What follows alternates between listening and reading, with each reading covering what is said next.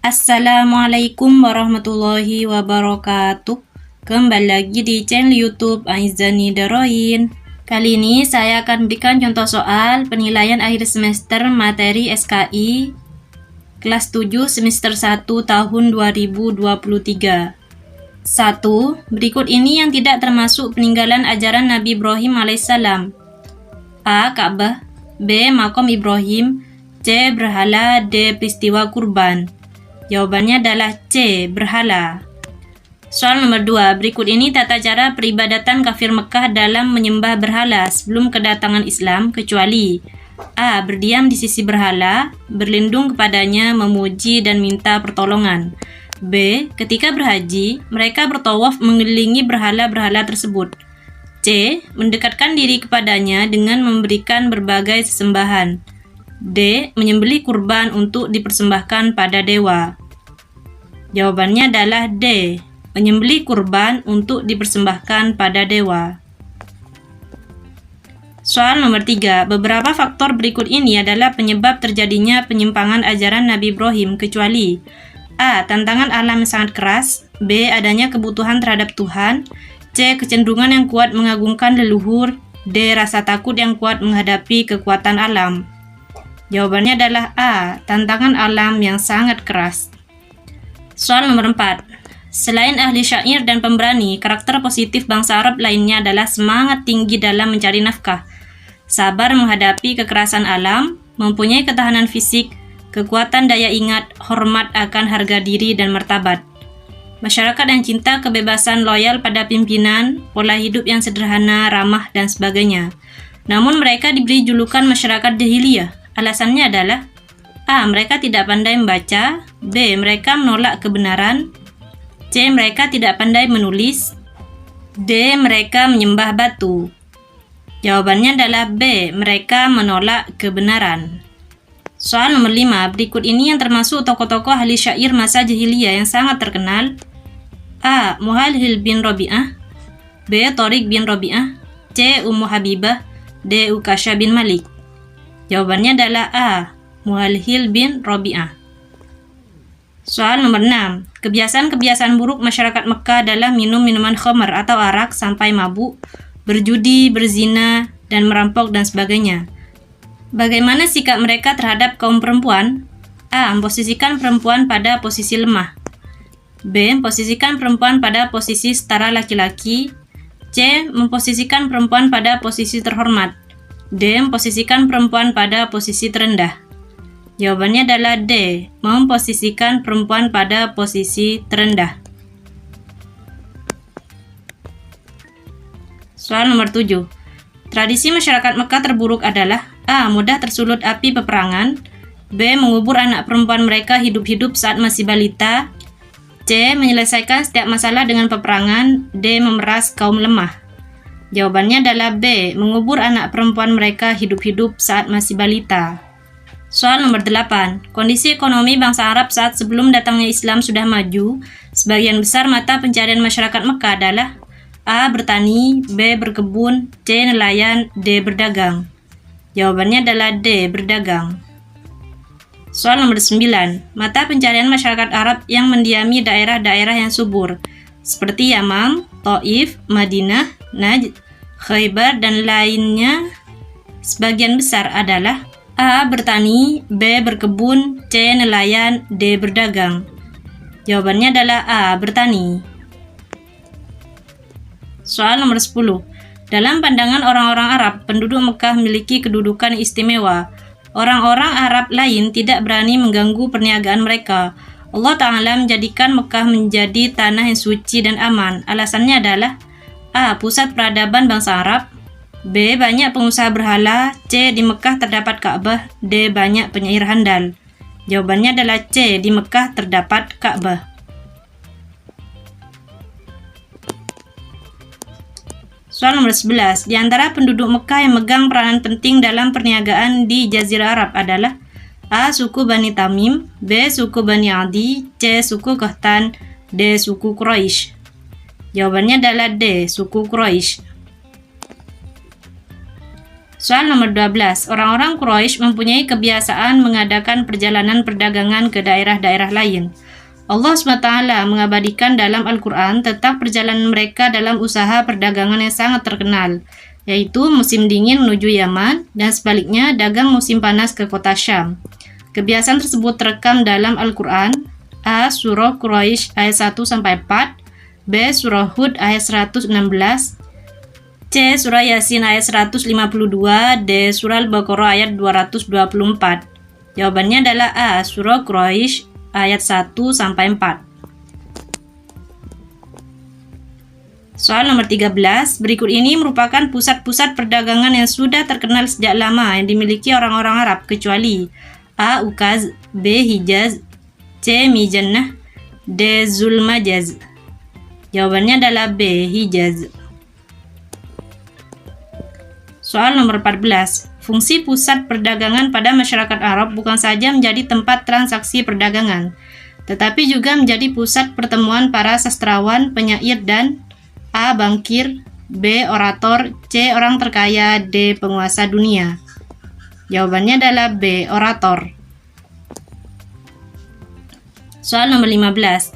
Dalam hal ekonomi, riba sudah menjadi tradisi dan lazim dipraktekkan oleh masyarakat Jazirah Arab, termasuk Mekah sebagai pusat perdagangan sudah terpengaruhi sistem riba.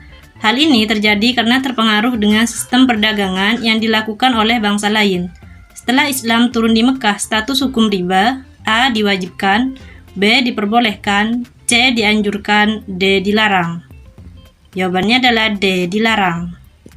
Soal nomor 16. Sebagai alat transportasi untuk memobilisasi barang perdagangan, bangsa Arab menggunakan alat transportasi yang bisa diandalkan, yang merupakan hewan yang menakjubkan, yang memiliki kekuatan tangguh, mampu menahan haus, dan mampu menempuh perjalanan yang jauh. Hewan ini membawa dagangan dari satu negeri ke negeri lainnya. Alat transportasi yang dimaksud adalah A. Keledai, B. Gajah, C. Unta, D. Kuda. Jawabannya adalah C. Unta. Soal nomor 17.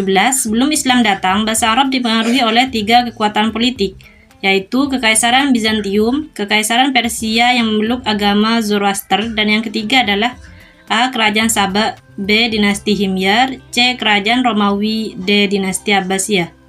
Jawabannya adalah B. Dinasti Himyar. Soal nomor 18. Kondisi politik Jazirah Arab terpengaruhi oleh 2 hal, yaitu interaksi dunia Arab dengan Kekaisaran Bizantium dan Persia. Kedua, persaingan antara agama Yahudi dan agama A. Nasrani, B. Majusi, C. Konghucu, D. Zoroaster. Jawabannya adalah D. Zoroaster. Soal nomor 19. Kekaisaran Bizantium atau disebut juga dengan Kekaisaran Romawi Timur ini berpusat di ibu kota Konstantinopel dan dikuasai oleh kaisar-kaisar yang merupakan pengganti kaisar Romawi kuno.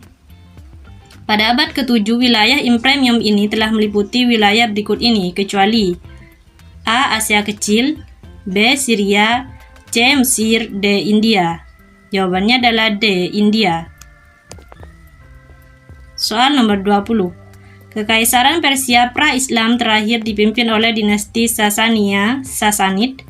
Wilayah kekuasaannya meliputi kawasan berikut kecuali A. Iran, B. Amerika, C. Irak, D. Armenia.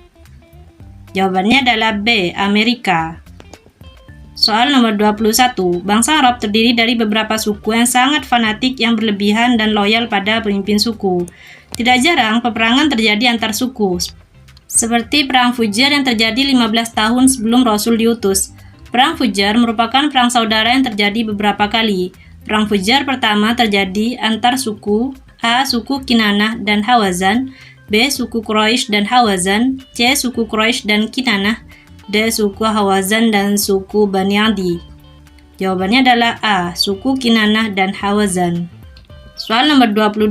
Berikut adalah beberapa kerajaan yang pernah ada di Jazirah Arab kecuali A. Kerajaan Soloman, B. Kerajaan Kindah, C. Kerajaan Qotban, D. Kerajaan Himyar. Jawabannya adalah A. Kerajaan Soloman. Soal nomor 23. Berikut ini 10 Jabatan tinggi yang dibagikan kepada kabilah dari suku Quraisy kecuali A. Hijabah, penjara kunci Ka'bah, B. Sikoyah, penjara air mata Zam-Zam, C. Hijabah, penjaga kepala suku, D. Khazinah atau jabatan administrasi keuangan. Jawabannya adalah C. Hijabah, penjaga kepala suku.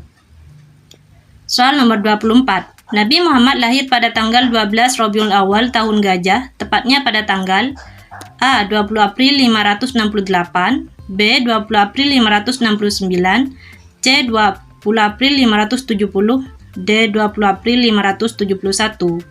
Jawabannya adalah D. 20 April 571. Soal nomor 25. Silsilah Nabi Muhammad sangat jelas dari keturunan pemuka dan pemimpin suku Quraisy. Ayahnya bernama Abdullah bin Abdul Muthalib, bin Hashim bin Abdi Manaf, bin Qusay, bin Kilab, Murrah, bin Ka'ab, bin Lu'ay, bin Ghalib, bin Fihr, bin Malik, bin Nadar, bin Kinanah, bin Khuzaimah, bin Mudrika, bin Ilyas, bin Mudhar, bin Nizar, bin Ma'ad, bin Adnan. Sedang ibunya bernama Aminah binti A. Wahab bin Abdi Manaf bin Zuhrah bin Kilab, B. Wahab bin Kilab bin Abdi Manaf bin Zuhrah, C. Wahab bin Zuhrah bin Abdi Manaf bin Kilab, D. Abdi Manaf bin Wahab bin Zuhrah bin Kilab. Jawabannya adalah A. Wahab bin Abdi Manaf bin Zuhrah bin Kilab. Soal nomor 26. Abdullah adalah putra bungsu Abdul Muthalib dan dijuluki Az-Zabih karena Abdul Muthalib bernazar apabila ia dikaruniai 10 anak laki, maka dia akan menyembelih salah satu dari mereka. Ketika diundi, ternyata undiannya jatuh pada Abdullah. Ketika hendak disembelihnya, Quraisy melarangnya dan ia menebusnya dengan onta sebanyak A. 50 ekor unta, B. 100 ekor unta, C. 150 ekor unta, D. 200 ekor unta. Jawabannya adalah B. 100 ekor unta. Soal nomor 27. Muhammad lahir dalam keadaan yatim karena ayahnya meninggal 3 bulan setelah menikahi Aminah. Abdullah wafat saat berusia A. 25 tahun, B. 26 tahun, C. 27 tahun, D. 28 tahun. Jawabannya adalah A. 25 tahun. Soal nomor 28. Berapakah usia Nabi Muhammad saat ditinggal wafat oleh ibunya? A. 3 tahun, B. 4 tahun, C. 5 tahun, D. 6 tahun. Jawabannya adalah C. 5 tahun. Soal nomor 29. Ketika Muhammad berusia 12 tahun, beliau dibersamai pamannya. Abu Thalib melakukan perjalanan ke Syam untuk berdagang bersama rombongan kafilah. Setibanya di Basrah diawasi oleh seorang pendeta. Nama pendeta tersebut adalah A. Abu Baradah, B. Bukhari, C. Bahran, D. Buhairah. Jawabannya adalah D. Buhairah. Soal nomor 30. Ketika Muhammad berusia 20 tahun, terjadilah perang Fijar. Berapa kali peperangan Fijar ini terjadi? A. 2 kali, B. 3 kali, C. 4 kali, D. 5 kali. Jawabannya adalah B. 3 kali. Soal nomor 31. Sebelum menikah dengan Muhammad, Khadijah adalah seorang janda yang mempunyai anak 2 yang meninggal sebelum dewasa.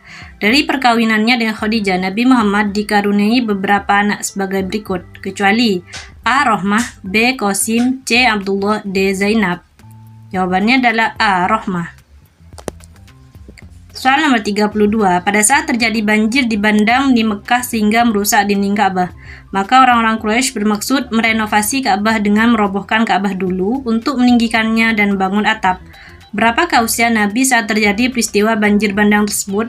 A. 32 tahun, B. 33 tahun, C. 34 tahun, D. 35 tahun. Jawabannya adalah D. 35 tahun. Soal nomor 33. Ketika Nabi Muhammad mencapai usia sempurna, Allah mengutusnya sebagai pembawa berita gembira dan pemberi peringatan untuk mengeluarkan mereka dari kebodohan yang gelap menjadi cahaya ilmu, yakni diangkat sebagai Nabi dan Rasul. Peristiwa itu terjadi di bulan Juli tahun 610 Masehi. Berapakah usia Nabi Muhammad saat menerima wahyu pertama? A. 38 tahun, B. 39 tahun, C. C. 40 tahun, D. 41 tahun. Jawabannya adalah C. 40 tahun.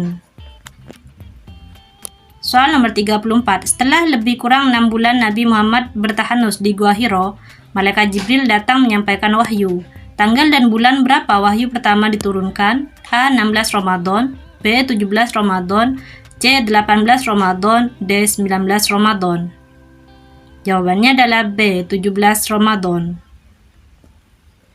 Soal nomor 35. Paman Khadijah yang menyebutkan bahwa Muhammad akan menjadi Nabi akhir zaman adalah A. Waraqah bin Naufal, B. Bukhairah, C. Musailamah, D. Waraqah bin Nadir. Jawabannya adalah A. Waraqah bin Naufal. Soal nomor 36. Setelah turunnya wahyu yang pertama, pertanda Muhammad telah dipilih Allah sebagai Nabi dan Rasulnya. Setelah itu tidak turun wahyu lagi selama 40 hari. Dalam keadaan rindu dan berharap-harap cemas, kemudian Jibril datang. Kembali dengan bawa wahyu yang kedua, yaitu A. Surah Al-Mudaththir, B. Surah Al-Kafirun, C. Surah Al-Humazah, D. Surah Al-Insyirah.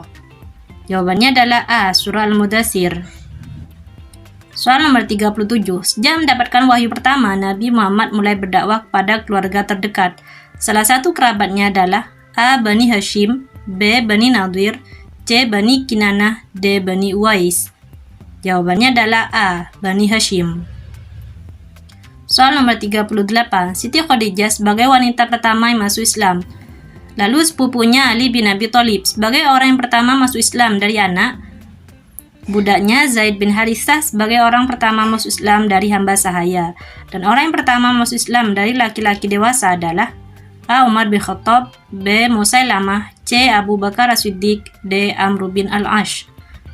Jawabannya adalah C. Abu Bakar As-Siddiq. Soal nomor 39. Di antara masyarakat umum yang masuk Islam pada masa dakwah sembunyi-sembunyi adalah sebagai berikut, kecuali A. Sa'id bin Zaid Al-Adawi Al-Quraisy, B. Fatimah binti Al-Khattab, C. Al-Aqram bin Abil Arqam, D. Salman Al-Farisi. Jawabannya adalah D. Salman Al-Farisi. Soal nomor 40. Selama Nabi Muhammad berdakwah di Mekah, masalah yang menjadi prioritas yang ingin dicapai oleh Nabi Muhammad adalah A. Mengajarkan ketauhidan, B. Mengajarkan sholat, C. Menarik sedekah, D. Menghapus perbudakan. Jawabannya adalah A. Mengajarkan ketauhidan. Terima kasih sudah menonton. Jangan lupa klik tombol like dan subscribe ya. Assalamualaikum warahmatullahi wabarakatuh.